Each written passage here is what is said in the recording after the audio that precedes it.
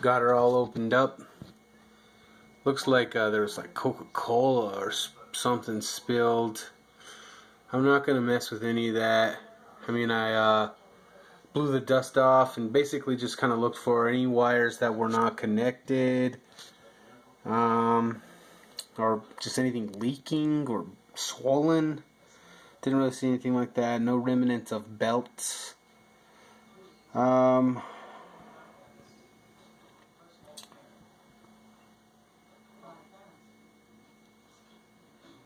this is what it looks like back there. There's the belt for the timer, and then there's the belt for I do not know exactly. Looks like the fan.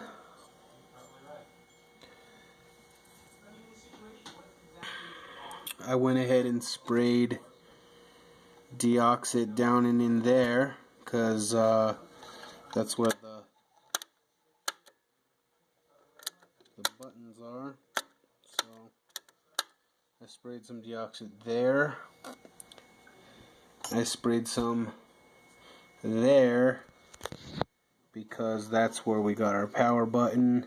Let's see here. That's the power button. I think that's the real size or the speed. And then kind of hidden behind that purple wire, there's another button there.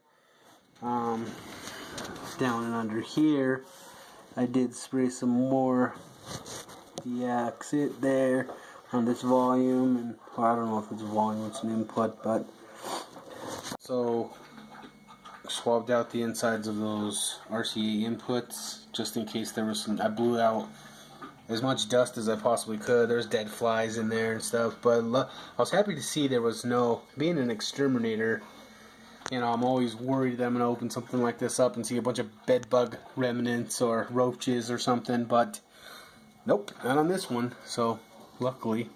But okay, that's what everything looks like in here. I'm really hoping that it works. So a bunch of fuses down there. Of course, that fuse there.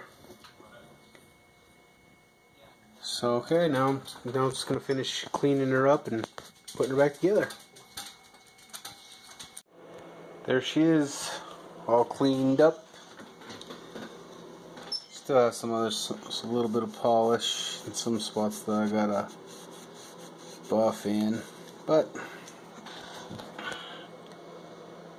there she is, looking all sexy.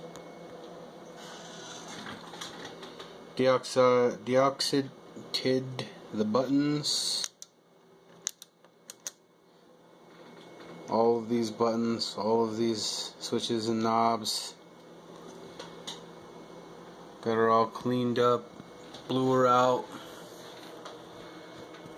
polished up the walnut. Look at that. Just such a nice looking wood.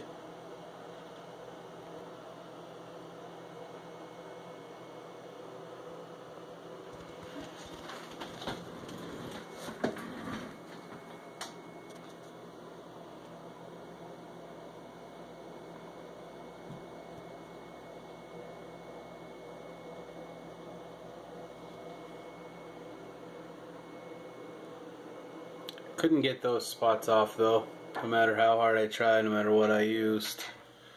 But what do you expect for a 40-year-old machine, right? Almost 45, almost 50-year-old machine.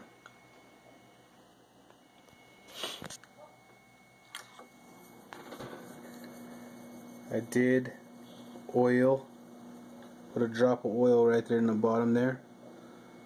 Took off this screw here, and I did put one drop of oil in there, careful not to get it on anything else. Feels like it's spinning up pretty good.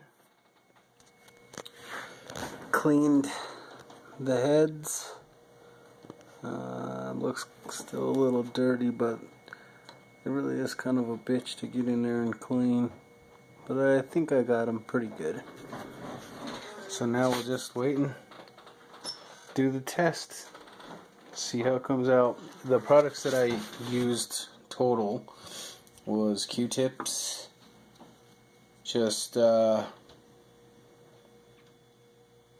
1x3 Phillips screwdriver, worked really well. The adhesive was to glue on some of, like this hair sticker was falling off a little bit, so I kind of put a little bit of glue back on there.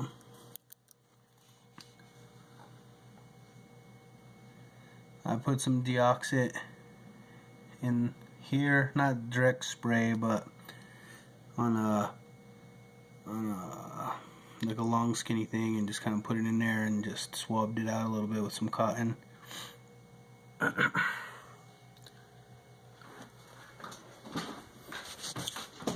The Brasso was for polishing everything up, all of the metal. The alcohol was for cleaning the heads and cleaning off some of those labels. Man, those old pawn shop labels were a bitch to get off. The wax for the wood, sewing machine oil for the 2 spots that I showed you, the air for blowing it out, the deoxit for the buttons. So next is the test. See if it works. Okay, I got it running. She's recording. I got a couple of some new reels. I got her all cleaned out. I did the whole deoxing and cleaned it up and restored it. Sounds so good. Got the Audio Technicas.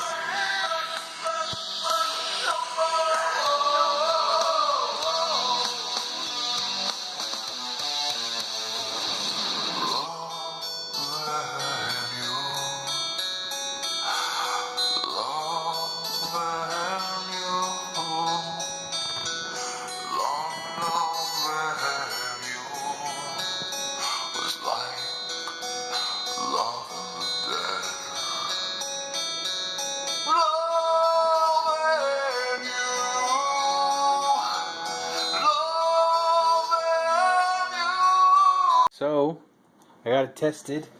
These are the tapes that I got off of Craigslist. Some people talked about there being sticky tape syndrome, something like that, with these tapes. But we live in Colorado. It's a pretty dry climate here, so I think that we're good to go. I didn't notice any problems.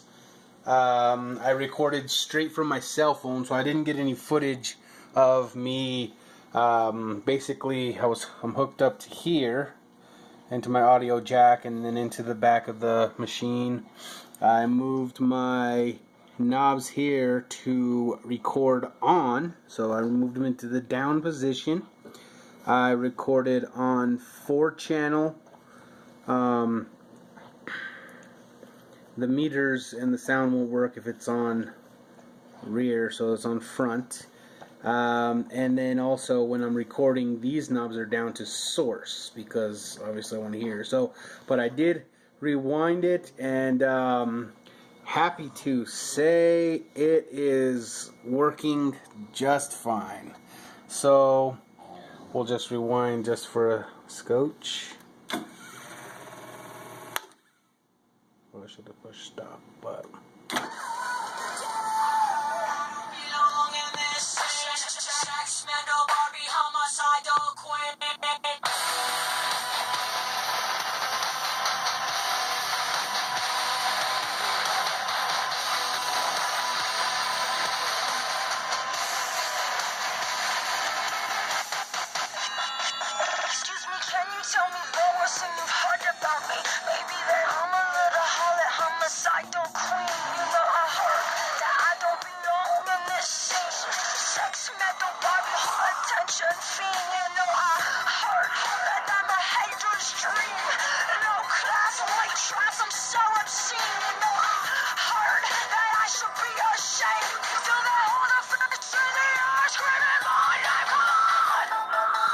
so sick. I'm so happy, man. This thing, it sounds so good. This preamp or whatever it is, the sound that puts it out. Okay, so want to record on the next side now. So I believe that. Okay, so I believe that now I just turn the reel over and then run it again, because the tape always has to go from the outside to the outside. So if I were to just rewind it and then wanted to record, I guess, let's see, I'll flip it over and it would still come off that side. I probably should do that. Oh well, that's not what this video is about. Okay, hey, well, thank you for watching. Everything works great, sounds great, and I could not be happier with my reel-to-reel, my Pioneer RT-1020H. And thanks to everybody on YouTube. I'd give shout-outs, but I didn't keep track of everybody's videos who I watched. But, you know, thanks to YouTube, this was easier for me and at least gave me the courage to dive into it and restore this machine. So, thanks for watching my video, and until the next one, if you have any comments or anything like that, please just leave them for me, and I'll try to answer them as soon as I can. Thanks.